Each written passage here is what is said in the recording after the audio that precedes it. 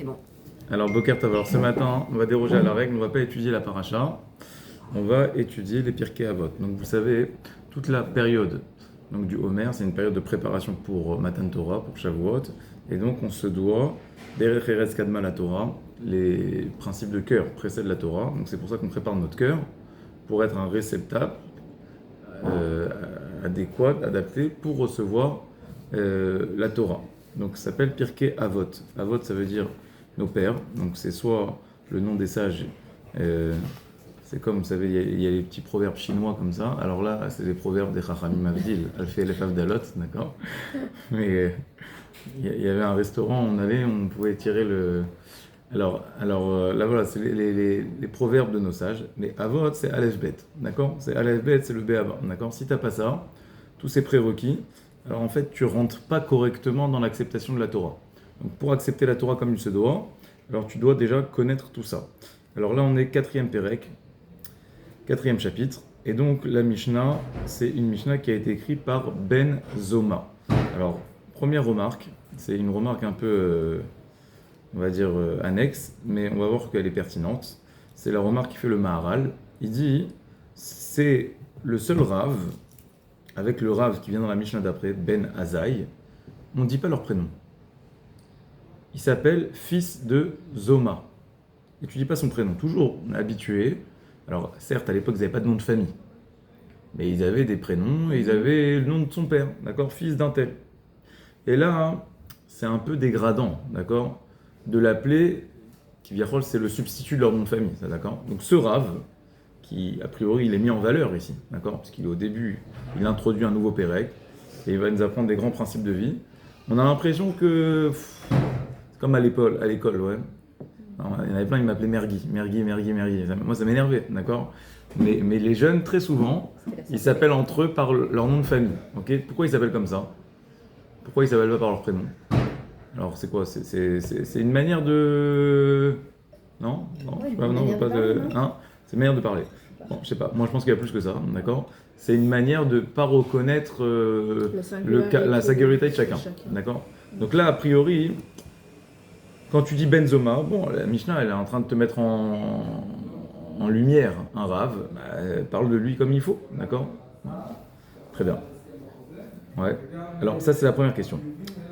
Alors, revenez, on rentre dans le vif du texte, d'accord. Alors, on va le lire rapidement, mais de haut. Benzoma, il va ici se poser trois questions.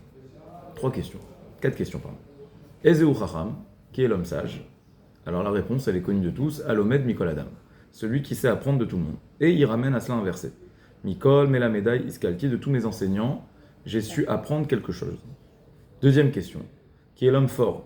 Akovesh et Sisro. Celui qui sait retenir ses pulsions, son mauvais penchant, on va traduire. D'accord? Celui qui sait se retenir. Chez Nehemar, comme c'est écrit dans le verset, c'est Michelet, c'est Shlomo Améler qui dit ça. Et plus valeureux l'homme qui sait avoir du calme, de la retenue, qui sait garder son sang-froid, ou Moshel Berucho Miloked Ir, qu'un homme qui va partir en guerre. Vous voyez, Shlomo Améler, déjà, il a mis en relation ces deux forces, ces deux formes de force. Il y a la bravoure du guerrier, et il y a la bravoure d'un homme qui est en self-control. Et Shlomo Améler, il a dit, bah, celle-là, elle a plus de valeur que l'homme qui va partir en conquête. Troisième question, Ezou Hachir à sa mère Bechelko, qui est l'homme riche? C'est celui qui on va traduire comment? Qui se contente de ce qu'il a, d'accord? C'est pas du tout la traduction, mais on le traduit comme ça, d'accord? Celui qui est heureux de sa part. Voilà, qui est heureux de sa part, ok? Chez Nehemar, Iga Kapecha Kitocha, Ashkacha Vetovlar, je laisse de côté la preuve. Et dernière question, Ezeu Mechubad. Quel est l'homme qui mérite le respect, respectable? Celui qui sait respecter les autres, ok? Ki Mechabeda Yachabed, Uvozai Yekalu. Là aussi, je laisse de côté la preuve qui est dans le verset. En tout cas, Benzoma, il a choisi de se poser quatre questions. Qu'est-ce qu'on appelle la chokhma? Qu'est-ce qu'on appelle la force? Qu'est-ce qu'on appelle la richesse? Et qu'est-ce qu'on appelle le respect? Alors, moi, ma question, c'est que souvent, quand un rave, il arrive, il se pose des questions comme ça. Pourquoi il a choisi ces quatre questions? Qui lui a dit, Bichlal, qu'il fallait être Acham, qu'il fallait être Achir, qu'il fallait être Gibor? Pourquoi il a sélectionné ces quatre vertus? Okay. Qui lui a dit que c'était les choses importantes qu'il fallait rechercher? Alors, très souvent, c'est une méthode d'analyse, d'accord? Quand un rave il vient avec des questions, tu lui dis, mais Bichal, pourquoi tu te poses la question de savoir c'est quoi? Déjà, dis-moi que c'est important, et après, tu me diras c'est quoi, d'accord? Alors, la réponse, même si elle vous travaille pas cette question, d'accord? Mais la réponse, c'est que en vrai, cette Mishnah, c'est sûr et certain, elle fait écho à un verset de la Torah. C'est-à-dire, dans la Torah, il y a écrit quelque chose qui met en exergue, c'est les trois premières valeurs. Alors, c'est quoi le verset? C'est un verset qui se trouve dans Yirmiyahu Hanavi. Alors, le verset, il dit comme ça. Il dit, Alitalel. Tu ne dois pas te leitalel. Ça vient du mot halel. C'est-à-dire quoi, halel? C'est-à-dire se glorifier, d'accord? Ou alors, c'est former des louanges, d'accord? Mais te la péter, d'accord? Voilà, pour dire simplement. Alitalel Adam be Oshro. Tu ne devras pas te glorifier de ta richesse. Velo gibor bekvurato. Et l'homme fort ne devra pas s'enorgueillir de sa force. Velo chacham bechormato. Et ni l'homme sage de sa chorma. Et là, la seule chose dont tu dois te glorifier et dire, voilà, et prêter de l'attention et de l'intérêt, c'est quoi? Le kavod. Askel, non. Non. Non Non, plus. ça Je sais pas, bah, c'était la serait quatrième. signer le roi du Maroc. Non, c'est la quatrième chose, c'est ce qui reste. C'est ce qui reste. Vous avez raison, vous avez raison. C'est ce qui reste. Vous avez raison. Askel Veyodea. Alors, Veyodea, Hachem y a écrit la seule chose à laquelle tu dois prêter attention et être fier d'avoir obtenu cette valeur, c'est connaître Dieu. Ok. Alors, a priori, lorsqu'on lit ce verset, qu'on n'a pas devant les yeux, ouais. Mais ce verset, il est en train de dire Détache-toi. détache-toi de la matière, détache-toi de la force, ne cherche pas comme ça la gloire, le pouvoir, les honneurs, ne cherche pas tout ça. On n'a pas parlé d'honneur, mais on a parlé de pouvoir, on a parlé de force, on a parlé de richesse. Chacham, Kilou, n'en fais pas un si pour, c'était Chacham. Ok, ça Hachem qui t'a donné. Ok. Donc, on pourrait penser que c'est des midotes qu'on doit pas mettre de côté, mais en tout cas on doit les cacher. C'est pas quelque chose dont on doit s'enorgueillir, c'est pas quelque chose dont on doit être fier. Non, parce que voilà, toi t'es comme ça, mais t'aurais pu être autrement. Ok. Alors, ce qui est intéressant, et c'est là que cette théorie elle marche pas. C'est comme en France par exemple, ouais, être riche c'est honteux, d'accord, il faut pas le dire. Ouais. Il y a des cultures comme ça. Ouais, où la richesse, c'est mis de côté, il ne faut pas quelque chose de louable, ou en tout cas qu'il faut exposer. Alors, ce qui est intéressant, c'est que dans la Torah, la Gemara, elle dit qu'un prophète, pour qu'il soit prophète, écoutez bien, c'est fou, il faut qu'il ait trois qualités. Sinon, donc c'est quoi un prophète? C'est l'équivalent, on va dire, le grand rabbin d'Israël, d'accord? Beaucoup plus, mais c'est le prophète, Moshe Rabbeinu, d'accord? Il faut qu'il ait trois qualités. C'est quoi les trois qualités qu'il faut qu'il ait? Alors, il faut qu'il soit chacham, ça je comprends, ok. Il faut qu'il soit intelligent. Et qu'il soit beau aussi, non? Il faut qu'il soit écrit grand, Ouais, okay, Baal Koma. Mais en vrai, tout ça, ça rentre dans une même sous-catégorie, enfin dans une sous-catégorie de la catégorie fort. Ouais, okay. L'homme fort, ok. À ma ville, ouais, mais la race aryenne. Il faut être un homme bien bâti, ok, un grand rabbin, ouais, comme dirait l'autre, ok. Donc il faut être chacham, il faut être fort, et il faut être riche. Ok? Si tu n'étais pas riche, si tu n'es pas millionnaire, voire milliardaire, alors tu ne peux pas accéder au rang ultime, d'accord? Qui est être Navi. Alors, comment le Navi Yirmiyahu, prophète lui aussi, comment il peut dire n'en fais pas tout un plat, si tu es riche, si tu es beau, si tu es fort, la seule chose qui doit compter, c'est est-ce que tu es proche de Dieu. Alors que la Mishnah, elle dit que non, il faut avoir ces valeurs pour être Navi. Donc c'est pas quelque chose qu'on doit chasser. Alors la réponse, c'est une question rhétorique, d'accord? C'est une question. La réponse, c'est qu'en réalité, la traduction du mot les italel, moi j'ai traduit ça, comment j'ai dit, n'en fais pas quelque chose, d'accord? C'est se vanter, ne t'en vante pas. Alors, c'est pas ça la vraie traduction. La vraie traduction, c'est ça doit pas être pour toi un objectif. En fait, tu peux considérer ces trois valeurs comme des objectifs ou comme des moyens. Et ce que le Navi vient nous apprendre, c'est que ça doit jamais être formulé comme un objectif de vie, c'est le but de ma vie, Mais ça doit toujours être, c'est pas, en fait, les Hallel, c'est toujours, quand est-ce qu'on fait le Hallel? On fait le Hallel à la fin, quand j'ai obtenu, ça y est, je suis arrivé, j'ai eu ce que je voulais. Alors là, tu fais le Hallel, ok? On fait le Hallel. Sorti d'Égypte, ils sont morts dans la mer, maintenant on fait le Hallel. Pourquoi? C'est la fin d'un processus. C'est toujours comme ça.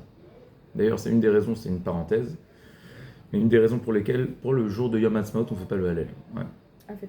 On fait le Hallel à la fin de la prière. En tout cas, c'est le psal qui a été rendu par Ovadia Yosef. On ne peut pas l'insérer dans la prière. Pourquoi? C'est un jour énorme. Ouais, Yom Ha'atzmaut, personne qui peut dire, remettre en question, qu'est-ce que serait le peuple juif sans l'État d'Israël, et ainsi de suite, même le monde de la Torah. C'est-à-dire, d'après tout le monde, il y a une plus-value énorme. Réponse, non. D'après tout le monde, oui. C'est quelque chose d'incroyable, mais c'est le début de quelque chose.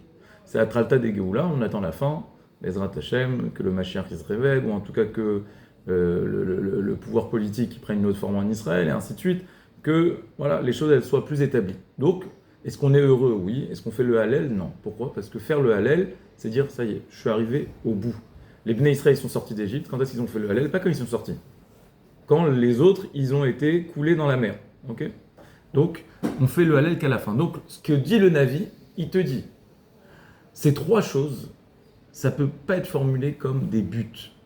Le seul but qui est valable, c'est Askel Veyode Hashem, c'est connaître Dieu. D'ailleurs, le Messilat Yesharim, il dit, si vous vous posez la question, c'est quoi le but de la vie? Alors, venez, on va se poser une question qu'on doit se poser normalement dès le plus jeune âge, ok, mais qu'on laisse de côté, on met sous le tapis, à laquelle on n'a pas vraiment de réponse. C'est quoi le but de la vie? Ouais. Alors chacun il dit, moi j'ai une mission, j'ai un truc et ça. Mais si on devait formuler de manière globale, c'est quoi le but de la vie? Ouais. Alors, réponse qu'il y a dans le Navi ici, le but de la vie, c'est connaître le plus Dieu, être le plus proche de Dieu possible. C'est ça ton but dans la vie. Maintenant, si vous posez la question dans la rue, à des non-juifs ou à des personnes qui ne croient pas, voilà, qu'est-ce qu'ils vont vous répondre? C'est quoi le but de la vie? Voilà, c'est quoi? Vous posez une question, quelqu'un qui est ni sympathisant avec la Torah, ni avec Dieu, ni avec rien, d'accord? Mais qui est une personne qui est respectable. Ouais. Qu'est-ce que les gens vont vous répondre? Tous les coups, normalement, et même nous, en fait, c'est notre réponse. Le but, c'est pas connaître Dieu. Le but, c'est être heureux, n'est-ce pas? C'est ça le but de la vie. Ouais, le but de la vie, c'est être heureux. C'est ça mon but. Maintenant, pour nous, ce qui colle le plus avec le fait d'être heureux, c'est connaître Dieu, être le plus proche de Dieu possible. Ok. Maintenant, si on pose la question, il y a 8 milliards de personnes sur Terre, si vous leur posez la question, c'est quoi ton but dans ta vie? Alors, il va te dire être heureux. Ok. C'est quoi la définition de être heureux? Alors là, il dit le Rambam, dans le Moreh Nevuchim, dans le guide des égarés, d'accord? C'est à la fin du Moreh Nevuchim, il dit que vous allez obtenir 3 réponses. Et ces 3 réponses, elles correspondent aux 3 midot qui sont mis ici en valeur dans le verset. Donc je vous les rappelle, c'est l'argent, la force et la chokhma. Première catégorie de personnes, qu'est-ce qu'ils vont vous répondre? Ils vont vous dire, si tu poses la question à quelqu'un qui croit en rien, qu'est-ce qu'il va te répondre? Il va te dire, c'est quoi le but de la vie? Il dit, mon but dans ma vie, c'est quoi? C'est réussir professionnellement, ok? C'est avoir une belle carrière. Et pourquoi? Pour être heureux. C'est-à-dire, il va te dire, c'est être heureux, n'est-ce pas? Comment tu fais pour être heureux? C'est quoi être heureux? Être heureux, c'est être riche. C'est combien? Alors, s'il est à 0, il va te dire c'est 1 million. S'il a 1 million, il va te dire c'est 10. S'il a 10, il va te dire c'est 1 milliard. D'accord? C'est-à-dire, en la davar sauf, c'est sûr et certain. Bon. Mais en tout cas, pour lui, la richesse fait le bonheur, d'accord? Et donc, être heureux, si tu poses la question à une personne qui n'a pas trop réfléchi, ou qui n'a pas trop d'expérience, si tu poses la question à quelqu'un qui est jeune, ok? Alors, a priori, pour lui, la définition du bonheur, c'est ça. Ça va pas plus loin que ça. Pourquoi c'est faux? Comment tu réponds à ça? Pourquoi c'est faux? C'est bien, c'est vrai. C'est vrai qu'en proportion, enfin, je ne sais pas si c'est vrai d'ailleurs, mais est-ce que quand tu es plus riche, tu es plus heureux ou pas? Je ne sais pas, ça a prouvé. En tout cas, ce qui est sûr, c'est que tu as plus de confort de vie, tu as plus de possibilités, tu as plus de pouvoir, tu as plus de manière d'agir, tu as plus d'amplitude, tu as plus de tout ce que tu veux. Bon. Mais alors pourquoi c'est pas la définition du bonheur? Pourquoi c'est faux? Pourquoi ça marche pas? Alors, réponse du Rambam, il dit 2 choses.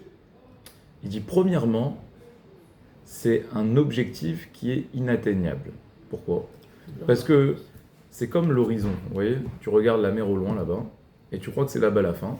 En fait, dès que tu es arrivé là-bas, tu te rends compte que c'est ailleurs, et dès que tu es arrivé là-bas, tu te rends compte que c'est ailleurs. C'est-à-dire qu'il n'y a pas d'objectif final. C'est toujours un idéal, mais qui est une illusion.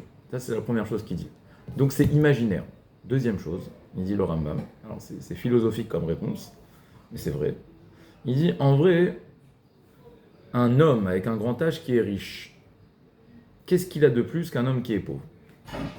En lui. Il a juste une grande coupa avec plein de pièces à l'intérieur, ou un compte en banque avec plus de chiffres, mais lui, en quoi est-ce qu'il est transformé? Alors vous allez me dire, il est transformé, il est plus satisfait, il a plus de... Est-ce qu'il a changé le bonhomme? Du fait de la richesse? Non. La richesse en tant que telle, ça peut pas être le but de la vie, ça peut pas être un objectif, parce que ça t'a pas changé. Donc, si tu considères qu'il y a un but, le but c'est quoi? C'est que ça doit te transformer. Or, toi, tu n'as pas été transformé par cet argent, donc ça peut pas être un but. Vous avez compris l'argument ou pas? Bon. Deuxième étape. Maintenant, quelqu'un, ok, il est Messouda. Niveau argent, il a hérité tout ce qu'il faut, ou c'est pas quelque chose qui le préoccupe, au Rachem, il est détaché de la matière. Alors, qu'est-ce qu'il va dire? Il dit, le Rambam, tu as une deuxième catégorie de personnes. Catégorie de personnes qui est un peu plus raffinée. Ok? C'est pas l'argent. Ouais. Ouais, il sait pas, maintenant il est en train d'essayer de gagner de l'argent toute la journée. Ou alors il a ce qu'il faut. Ok? Alors, quelqu'un qui ne croit pas, d'accord? À toute la spiritualité, à tout ce qu'il y a derrière, ouais, croit pas. Quel va être Bilshon Bene Adam, ouais, c'est-à-dire de ce que vous avez constaté autour de vous. Qu'est-ce qu'ils font les gens quand ça y est, ils sont Messoudarim au niveau argent, ou alors ils sont un peu détachés de la matière.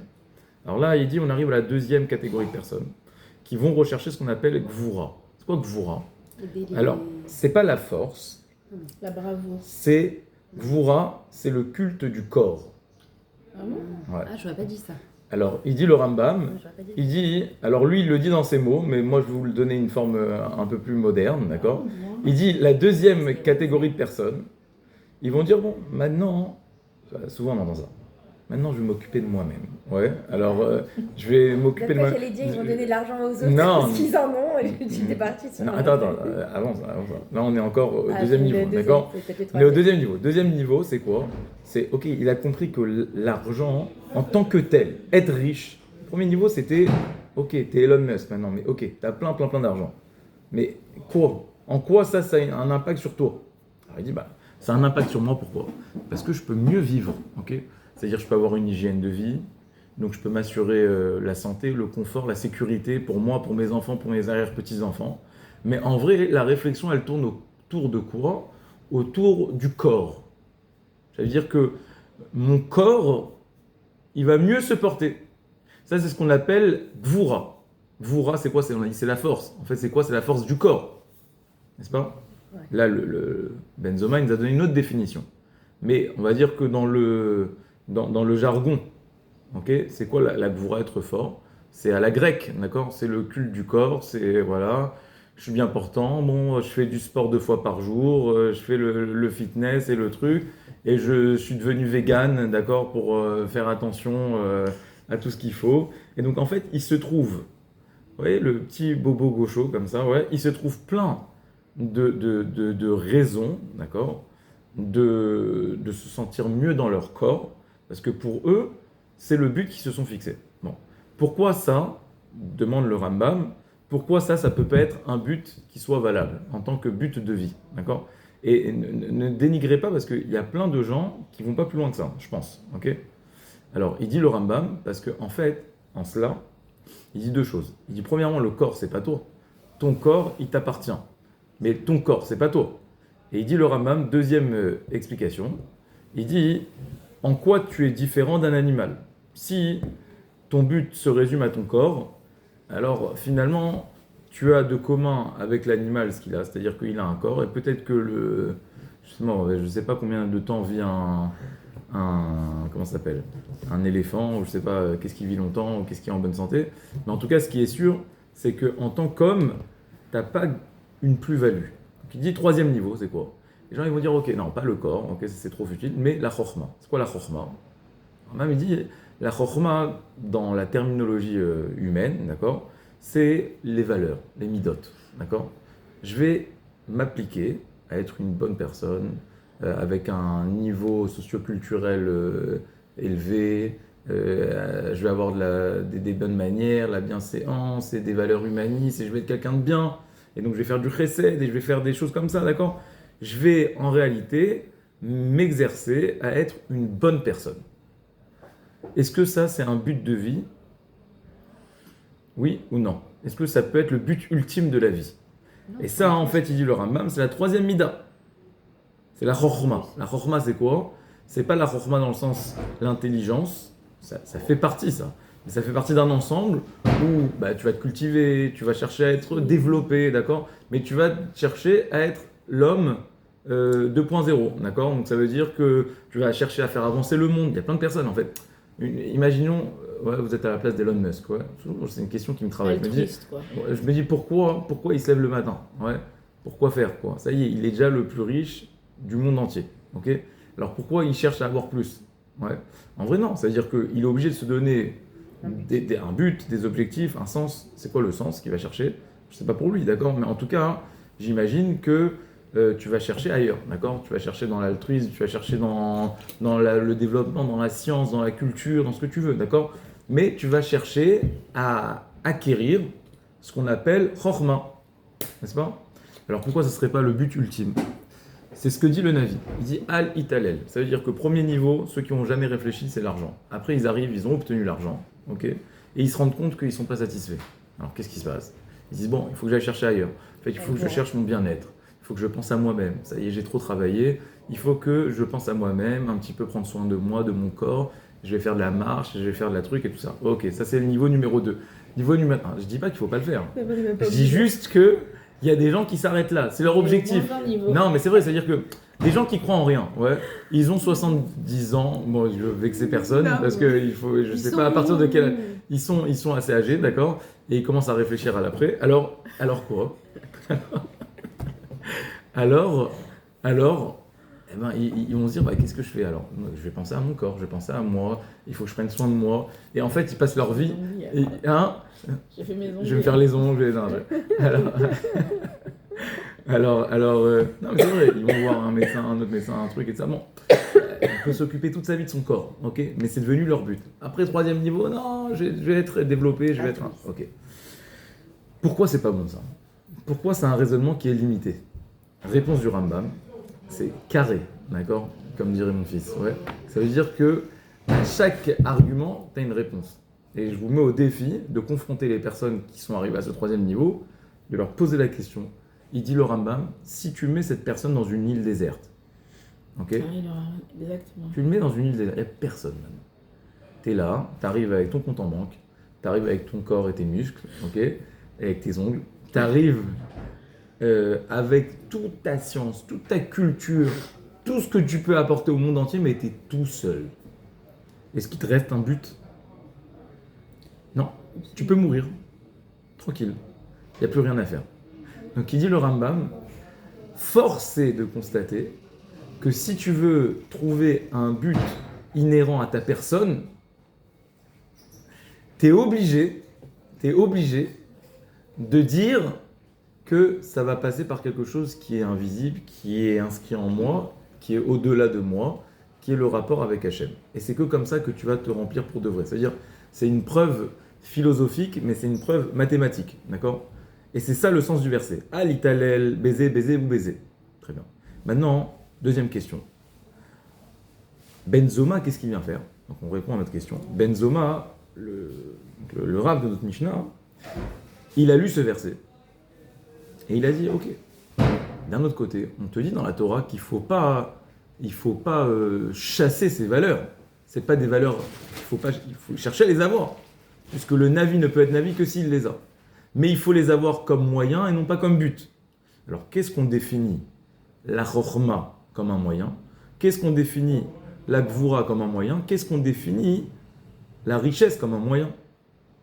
Et là, il va nous donner des nouvelles définitions. Il va revisiter ces trois concepts, non pas comme des buts, mais comme des moyens. Et donc, en fait, c'est ça qu'on doit chercher à avoir. Est-ce qu'on doit chercher à être riche? Oui, on doit chercher à être riche. Est-ce qu'on doit chercher à être Racham? Oui. Est-ce qu'on doit chercher à être Gibor? Oui. Mais pas dans le sens dans lequel on l'entend. Ça doit être toujours des moyens de nous amener au but ultime, à ce qu'elle Veyodea Auto. Et donc c'est pour ça qu'il va revisiter ces trois concepts. Alors, deux questions. Première question. Vous avez remarqué que dans le verset, dans quel ordre le prophète, il a mis les trois valeurs. Je vous l'ai dit à voix haute, mais je voulais pas, on n'a pas le texte devant nous. Il a dit, ne cherche pas l'argent, ne cherche pas la force, ne cherche pas l'intelligence.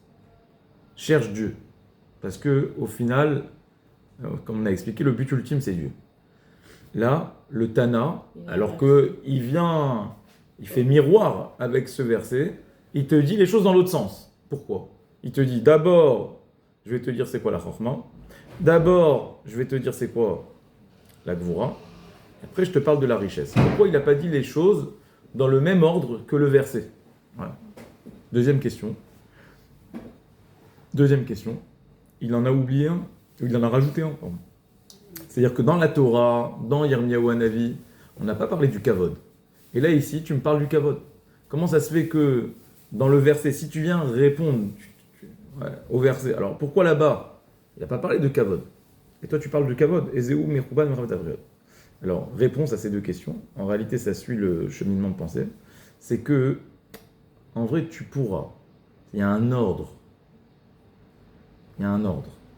Si tu veux que ces trois moyens t'amènent à Dieu, parce que si tu poses la question à toute personne qui est croyante, ça, bah bien évidemment, moi, ma chorma, je la mets, je veux l'utiliser pour Hachem.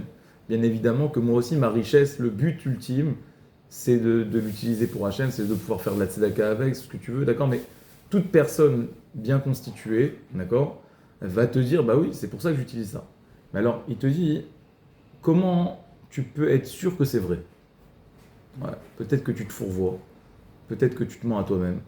Comment tu es sûr que ta chorma, c'est un moyen et non pas un objectif? Alors il te dit, il y a un ordre. Dans la vie, il faut d'abord réfléchir, après agir et après profiter. Il faut d'abord commencer par te poser la question ce que c'est la vraie chorma. Et c'est qu'une fois que tu auras la vraie chorma que tu pourras progresser. En fait, ces trois midot, elles font référence, elles sont à mettre en corrélation avec les trois niveaux qu'on a en nous, qui sont la tête, le cœur et l'action. Et donc la première mida, c'est la chorma. Si tu réfléchis bien, ton cœur, il pensera bien, parce qu'il sera sous l'influence de ta tête.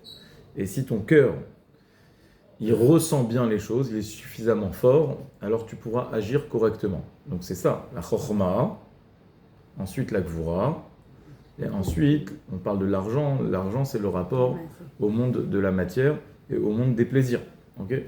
Donc Benzoma, il te dit, premier conseil, si tu veux pas en faire des buts, il faut déjà commencer à te poser les questions dans l'ordre. D'abord savoir qu'est-ce que c'est la chorma, et après tu pourras continuer. Deuxième chose, pourquoi il n'a pas parlé du kavod? C'est comme ça. Réponse, le but, le test ultime, ça sera le kavod. En vrai, dans le Navi, ouais, quand tu dis je vais chercher de l'argent, je vais chercher ça, c'est quoi ton but ultime? C'est toi. C'est toi, c'est ta personne.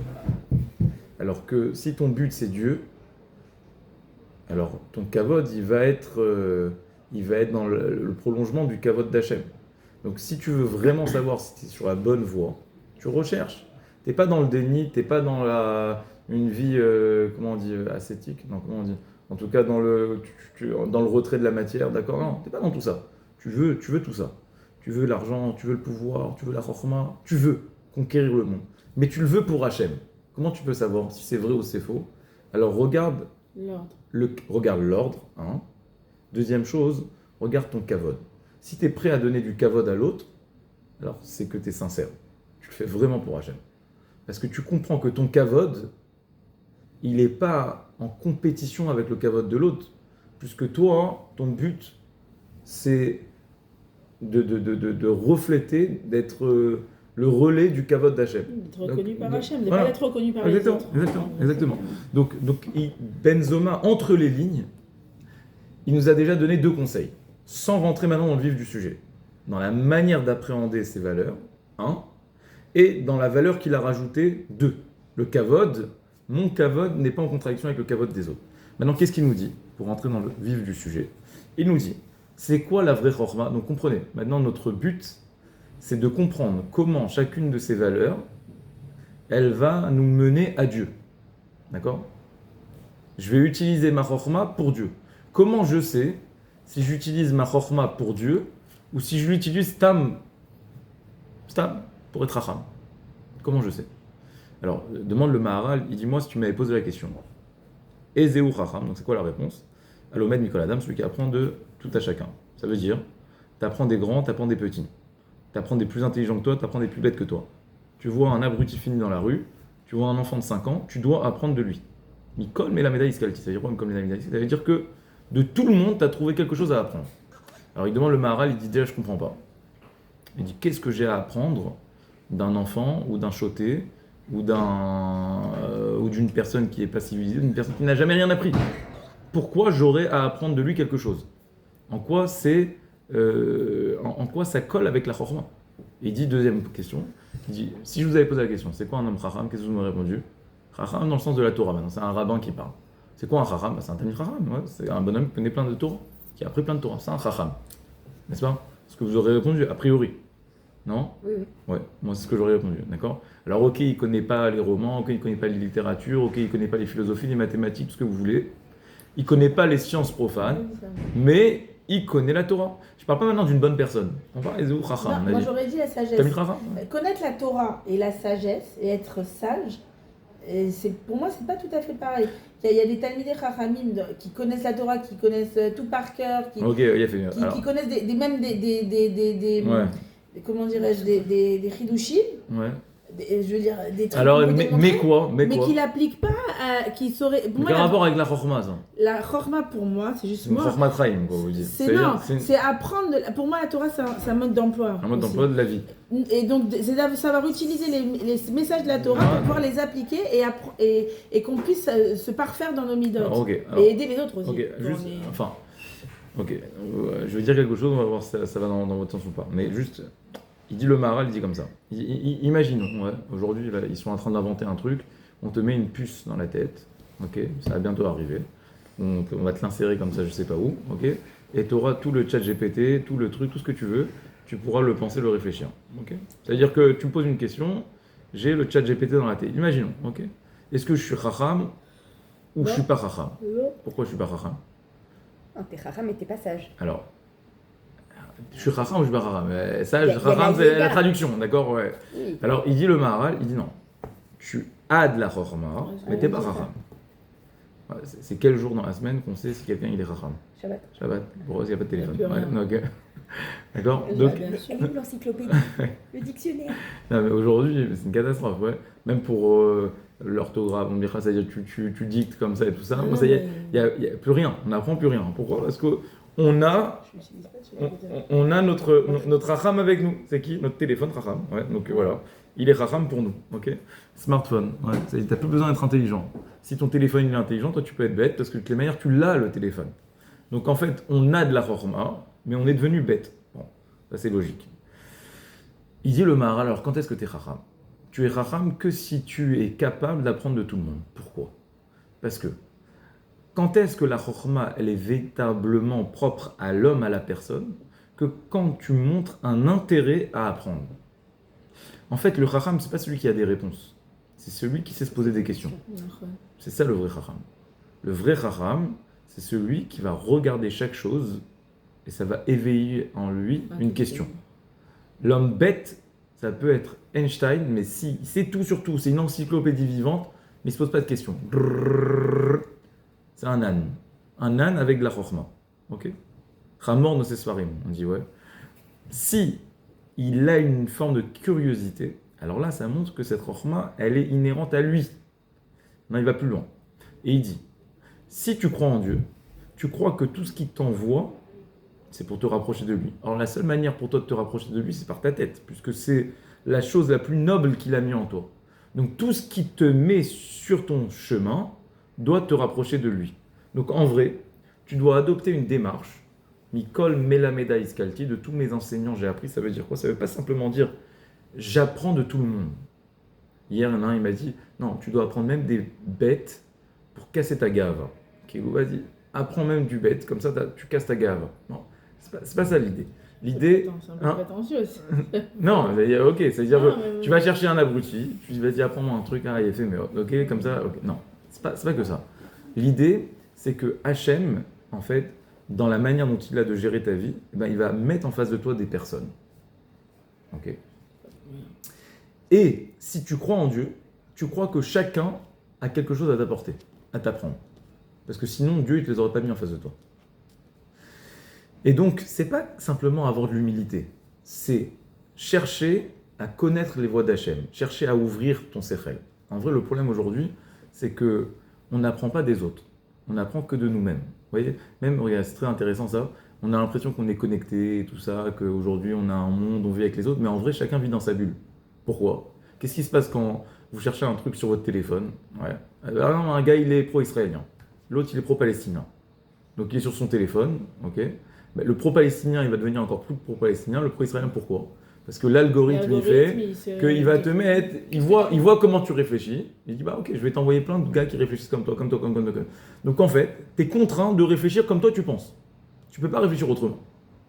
Il n'y a aucune possibilité de sortir de ta bulle. Ouais, tu vas sur Instagram, il y a un truc que tu aimes, ok, il va te mettre que ça en boucle. Ouais. Comme il m'a dit, j'ai voulu voir. J'ai mis je sais plus si c'est ça. J'ai mis des images de lézards. Ok. Genre, et je me suis arrêté sur le lézard. Il teste. Ouais. Je m'arrête sur le lézard, comme ça. Ok. Et après, au bout d'une demi-heure, qui scrollait comme ça, il n'y avait que des lézards sur son téléphone. Ça veut dire... Non, ça veut dire qu'on est dans un monde, en fait, on croit que c'est un monde ouvert, on croit que c'est un monde connecté, mais on est dans un monde le plus fermé possible. Non. Un monde de consommation qui te fait penser comme toi tu penses. C'est le monde de la pensée unique, pas du tout. Et aujourd'hui, ils font zarma des débats et tout ça l'un contre l'autre. L'autre, il arrive, il ne s'écoute même pas. Ouais, c'est une blague. Donc, en vrai, la vraie chorma, c'est être capable d'accepter l'altérité, l'autre, parce que c'est que de cette manière que tu vas faire corps avec la chorma et que tu vas capter les messages qu'Hachem t'envoie. Donc, ça peut être des personnes, ça peut être des choses. Je vais apprendre d'une situation. Mais si tu es dans cette démarche, donc c'est ça la première posture à avoir, c'est ça le B.A.B.A, il dit Benzoma, si tu veux être sur la voie de ton objectif ultime qui est connaître Dieu, la première chose à avoir, c'est très dur à chaque fois de dire la première chose. Très souvent je dis la première chose c'est ça, la première chose c'est ça, et je me rends compte que moi-même, je dis ça c'est le plus important, ça c'est le plus important. C'est quoi en tout cas là ici la première posture, et je l'ai vu ça dans un livre de Rav Wolbe, il dit, la première chose, et c'est très vrai, c'est d'être dans une forme d'ouverture d'esprit où je lui dis, vas-y, chaque situation de la vie, elle va m'apprendre quelque chose. Chaque personne que j'ai en face de moi, même si dans ma tête, je sais que je suis plus cultivé, je sais que je suis plus intelligent, je sais que je suis plus que tout ce que tu veux, d'accord ? Mais, si Dieu il me l'a mis en face, c'est que je dois apprendre quelque chose de lui. Alors je cherche. C'est ça la première posture, c'est chercher. Qu'est-ce que je dois apprendre là maintenant de ça, de ce moment, de cette personne ? Ça, c'est la première chose. La deuxième chose, c'est la gvoura. Quelle heure il est ? Alors, venez-moi rapidement. La deuxième chose, c'est la gvoura. C'est quoi la gvoura ? La gvoura, alors, encore une fois, vous avez bien compris que Benzoma, il a inversé les principes. Tu as le principe qui est être Racham dans le monde universel, et qui est un objectif, c'est avoir de la chorma. Et tu as le principe qui va te rapprocher de Dieu, qui est la nouvelle définition version Torah, être Racham. La même chose, la Gvura, version universelle, c'est quoi ? C'est avoir de la force, c'est être à la conquête, c'est savoir conquérir les autres. C'est quoi la Gvura version Torah ? En fait, la Gvura version Torah, c'est être capable de te battre avec toi-même. Ça veut dire que dans la Gvura, version universelle, c'est quoi ? On a dit, je pars à la conquête, donc j'ai un corps qui est très fort, et je suis un grand général, je suis un grand guerrier, je suis un grand boxeur, tout ce que tu veux. Avec qui tu te bats ? Tu te bats avec l'autre. Donc t'es jamais Gibor. Pourquoi t'es jamais Gibor ? Parce que cette définition, elle est toujours relative à une autre personne. T'es Gibor par rapport aux autres. Bon, dès que tu trouves plus fort que toi, tu seras plus Gibor. D'accord ? Donc ok, t'es le champion du monde, mais ça reste relatif. C'est quoi la plus grande forme de gvura, de force? C'est lorsque tu arrives à être gibor avec toi-même. Tu te bats, entre guillemets, contre toi-même. Donc tu te bats contre ton yetzer. Alors maintenant, ce qui est intéressant, j'ai vu que le Rav Uri Cherki relève ça. Il dit, il n'y a pas écrit tu te bats contre ton yetzer hara. Il n'y a pas écrit ça. Comment c'est écrit? Il y a écrit tu te bats à kovesh et titzro. Il n'y a pas écrit, non, on aurait dû dire tu as kovesh et yetzer hara. Non, il y a écrit à titzro, son penchant. Son penchant, ça peut être le penchant vers le bien, le penchant vers le mal. Il dit pourquoi? Parce qu'il y a plein de situations où la force et la bravoure, c'est de dire non. Ouais, je pense à ma fille, elle est en train de pleurer quand elle veut un truc, ok? Alors, c'est dur de dire non, ok? Ça ne fait que... Parfois, c'est dur. C'est dur de dire non. Hein? Ah, c'est fini, ça passe. Non, c'est fini, vous êtes fini.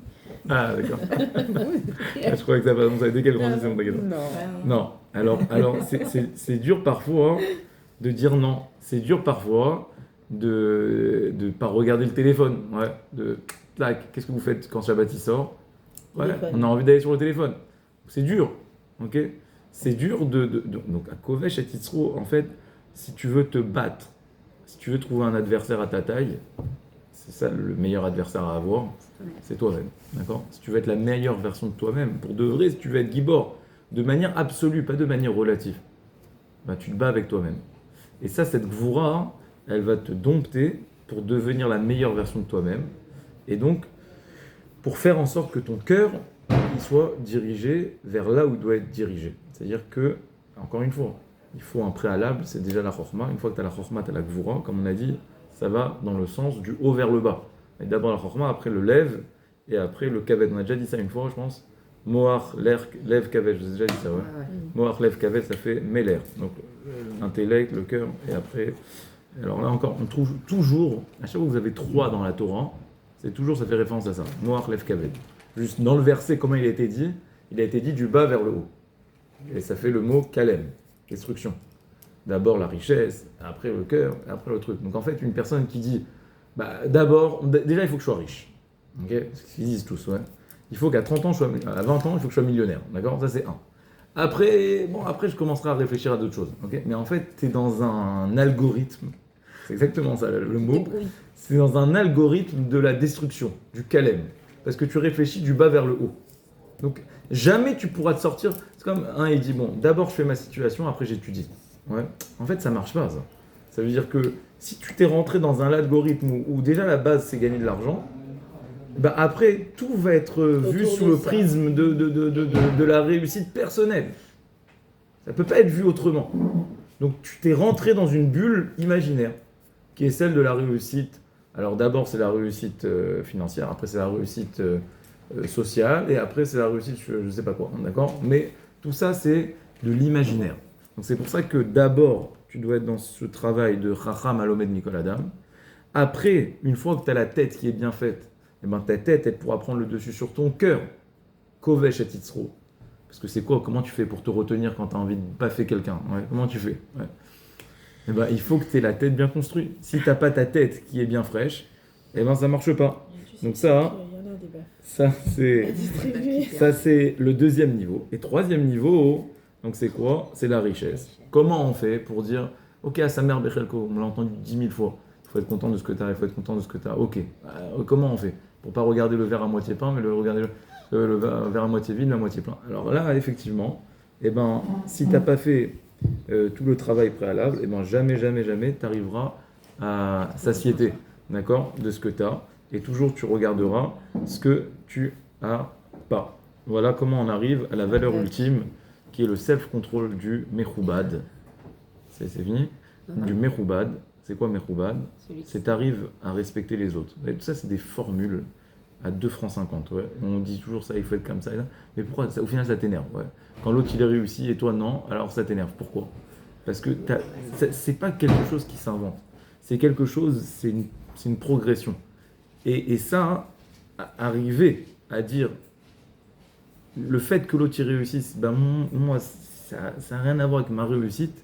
Tu es obligé d'avoir fait un travail en amont où tu ne définis pas vis-à-vis des autres, parce que c'est ça la différence principale. C'est que les 3 valeurs, telles qu'elles sont présentées de manière universelle, c'est toujours, je me compare à l'autre. C'est-à-dire, c'est quoi être riche? C'est combien être riche? C'est quoi être riche? Ça dépend.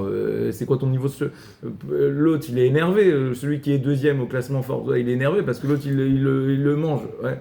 Donc, il n'est pas riche. Donc, en fait, on est obligé de trouver des définitions qui s'autosuffisent, d'accord?